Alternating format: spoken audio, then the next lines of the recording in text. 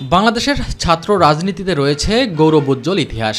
52 থেকে 90 দেশের বিভিন্ন ক্রান্তিকালে আন্দোলন সংগ্রামে অগ্রণী ভূমিকা রেখেছে ছাত্ররা। তবে দলীয় হস্তক্ষেপ, লেজুর বৃত্তি, সন্ত্রাস ও পেশিশক্তির প্রভাবে দিনকে দিন কলুষিত হয়ে ওঠে ছাত্র রাজনীতি, যে কারণে শিক্ষার্থীদের একটি বড় অংশ হয়ে ওঠে রাজনীতি বিমুখ। 24-এর অভ্যুত্থান পরবর্তী সময়েও শিক্ষার্থীদের মাঝে পুরনো শঙ্কা কাটেনি।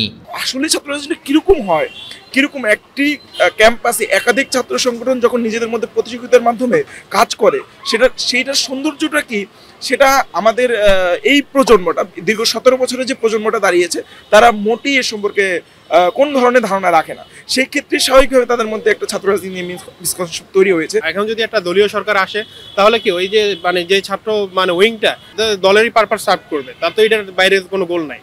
এখন দেখেন একটা ছাত্র সংগঠন কিন্তু তার নেতা পর্যন্ত সে নির্বাচন করতে পারতেছে না, তার নেতাটা উপর থেকে ফিক্স করে দেওয়া। তাইলে এখানে ছাত্র সংগঠনের মানে কি?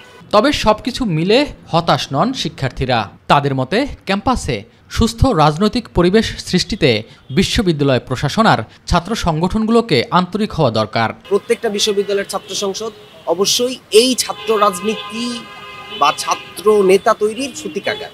এটাকে অবশ্যই নিয়মতান্ত্রিকভাবে সকল ধরনের রাজনৈতিক প্রভাব মুক্ত রেখে নিয়মিতভাবে এটাকে অনুষ্ঠিত করতে হবে। ছাত্র দল আসুক, ছাত্র শিবির আসুক, ছাত্র জামায়াত আসুক, আমার যায় আসে না।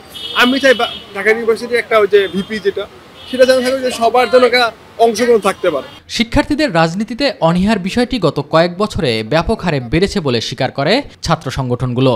ছাত্র নেতারা জানান, অল্প সময়ে এই অবস্থার পরিবর্তন সম্ভব নয়। বাজে কালচার তৈরি হয়েছে ছাত্র রাজনীতি। এটার অন্যতম কারণ হচ্ছে নিয়মিত ছাত্র সংসদ ইলেকশন না হওয়া। ফলে ছাত্র সংগঠনের লিডার সে ধীরে ধীরে স্বৈরাচারী হয়ে যায়। সে কাউকে টর্চার করে, কাউকে পিটায়। সে ভয় পায় না যে এটা দিয়ে শিক্ষার্থীরা ফুসে উঠতে পারে, বরং এখানে তারা আরও হুমকি দিয়ে সে এখানে পুলকিত হয়।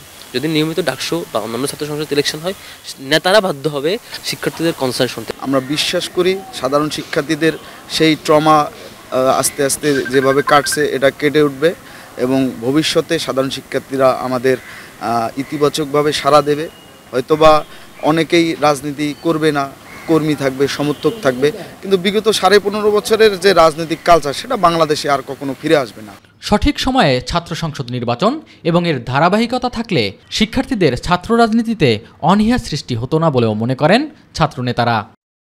শিক্ষার্থীদের রাজনৈতিক মানস বিকাশে সুস্থ রাজনীতি এবং গণতন্ত্র চর্চা সম্পন্ন ক্যাম্পাস আবশ্যক। তাই দলীয় লেজুর বৃত্তি এবং সন্ত্রাসী কর্মকাণ্ড পরিহার করে ছাত্র সংসদ ভিত্তিক ছাত্র রাজনীতি চালু হওয়া অতীব জরুরি।